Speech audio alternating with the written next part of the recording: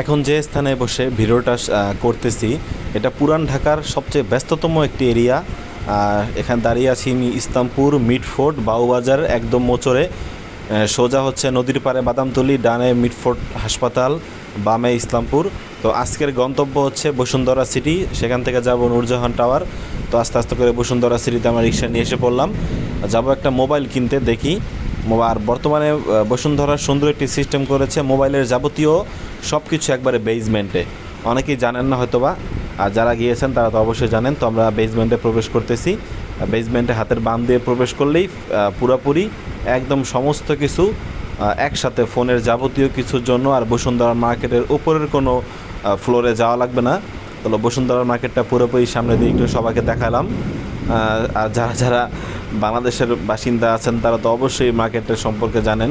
এখানে মোটামুটি, আর সবচেয়ে ভালো কথা, গরমের দিনে গেলে যে এসির বাতাসটা, এটা অনেক ভালো লাগে। কিনেন আর না কেনেন, ফ্রি এসির বাতাস খেয়ে আসতে পারবেন। তো আমরা বেসমেন্টে ঢুকে আরও নিচে এক ধাপ বেসমেন্টের নিচে যাচ্ছি।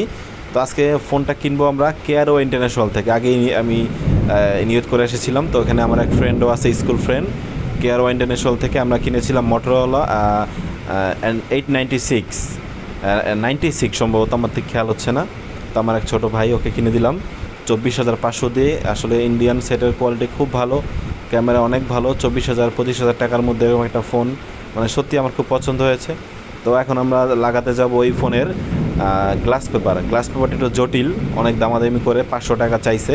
তো আমরা অবশেষে 300 টাকা দিয়ে গ্লু সিস্টেম যেটাকে বলে ওটা লাগাই নিচ্ছি। আর কার্ভ ডিসপ্লে অনেক সুন্দর।